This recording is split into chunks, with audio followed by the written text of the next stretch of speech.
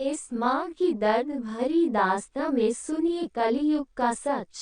माँ बाप अपना सब कुछ त्याग कर बच्चों को पढ़ाते लिखाते हैं और अच्छी नौकरी के लिए बाहर भेजते हैं, पर बच्चे बाहर जाते ही अपने माँ बाप को भूल जाते हैं।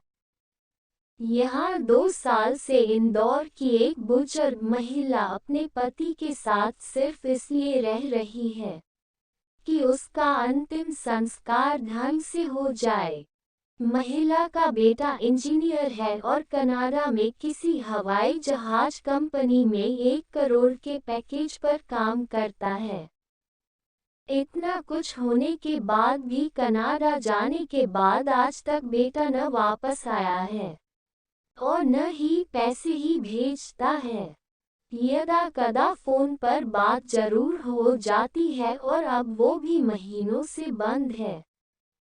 संजय प्लेस में एक चाय के खोखे पर बैठी बुजुर्ग महिला लोगों से पूछ रही थी कि थोड़ी देर बैठी रहूं, दुकानदार हटाएगा तो नहीं। इतने में एक नौजवान युवक आया और बुजुर्ग महिला से कुछ बात की और फिर कुछ दवाओं की खाली ट्यूब लेकर चला गया। कुछ समय बाद युवक वापस आया और महिला को नए दवा के ट्यूब ला कर दिए। महिला युवक से बात करते करते रोने लगी और युवक उन्हें ढांढस बंधवाता रहा। आसपास खड़े लोगों की निगाहें उन पर टिक गई।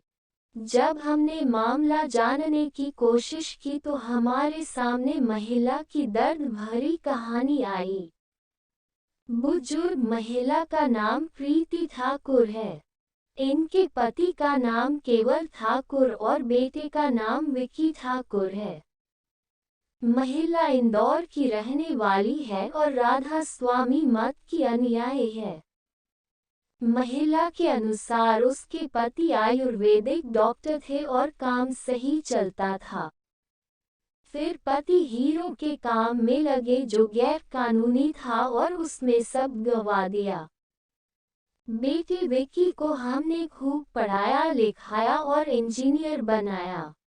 3 साल पहले उसकी नौकरी कनाडा में एक हवाई जहाज बनाने की कंपनी में लगी और हमने जमा पूंजी खर्च कर उसे भेज दिया।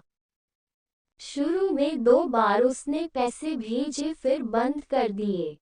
अब जब हमने पूछा कि इंदौर का घर बेच दे तो उसने मना किया। पति का एक्सीडेंट हो गया और कुल्हा बदला गया तो भी वो नहीं आया।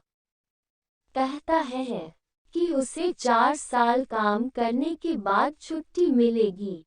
हमने कह दिया है कि अगर हम 2 में से एक बचा तो हम मकान बेच देंगे। बुजुर्ग प्रीति इंदौर से आगरा राधा स्वामी सत्संग सभा में सत्संग के लिए आई थी।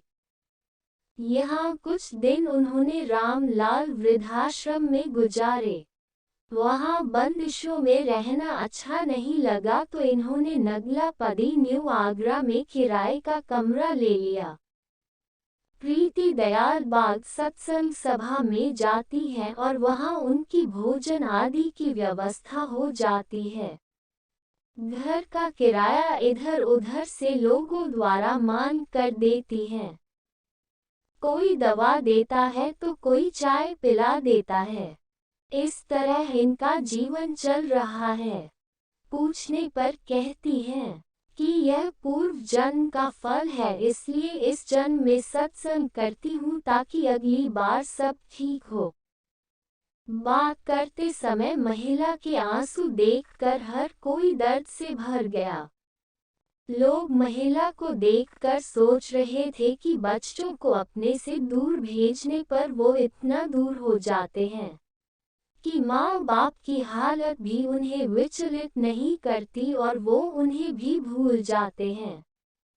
इस माँ की कहानी आज के दौर में हजारों ऐसी माँ से मिलती होगी जो आज चाहे आलीशान बंगले में रह रही हो या फिर एक झोपड़ी में, लेकिन उसकी नम आंखें आज भी उस बेटी के घर आने की राह देखती हैं। जिसे न केवल उसने अपने सीने से लगाकर पाला बल्कि उसे पढ़ा लिखा कर दुनिया के काबिल बनाया। पर शायद उस माँ को ये नहीं मालूम था कि बाहरी दुनिया की भीड़ में वो बेटा अपनी दुनिया को ही भूल जाएगा।